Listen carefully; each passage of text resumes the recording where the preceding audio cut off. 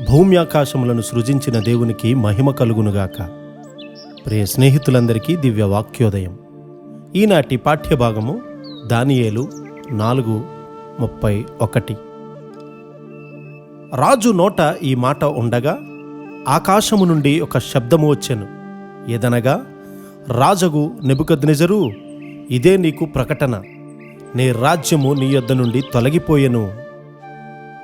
ఇక్కడ మహా గొప్ప రాజైన నెబుకద్నెజరు తాను సాధించిన వాటి విషయమై ఆలోచిస్తూ ఉన్నాడు. ఈ మహా బబులోనును నేను కట్టించినది కాదా? అతడు దేవునికి మహిమను చెల్లించట్లేదు. వెంటనే దేవుని తీర్పు అతని మీదకి వచ్చింది. మన తలంపులను ముందుగానే దేవుడు గ్రహించగలడని అతడు ఎప్పుడూ కూడా అనుకోలేదు. మన తలంపులు దేవునికి మహిమను తీసుకురాకపోయినప్పుడు ఆ తలంపుల విషయమై తరచుగా దేవుడు నిరాశ చెందుతూ ఉన్నారు. ఇక్కడ నెబుకద్నెజరు దేవుడు అతనికిచ్చిన దానినంతటినీ పోగొట్టుకుంటూ ఉన్నాడు. దేవుడు నిన్ను కడుతూ ఉన్నాడు. అలాగే దేవుడు ఈ సహవాసాన్ని, సంఘాన్ని కడుతూ ఉన్నారు.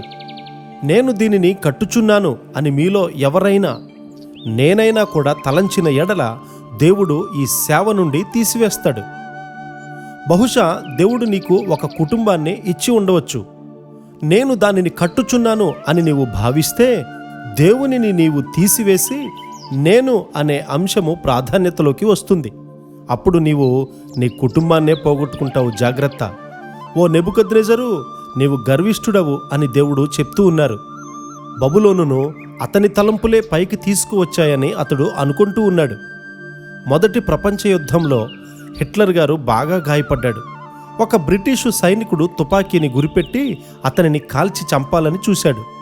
గాయపడిన సైనికుని చంపకూడదన్న నియమం ఉన్నది కాబట్టి బ్రిటిషు సైనికుడు తన తుపాకీని క్రిందకి దించాడు. హిట్లరు చావు తప్పించుకున్నాడు. అయితే అతడు రౌద్రుడై ఇంగ్లాండు, ఫ్రాన్సుల అంతము చూస్తాను అనుకున్నాడు.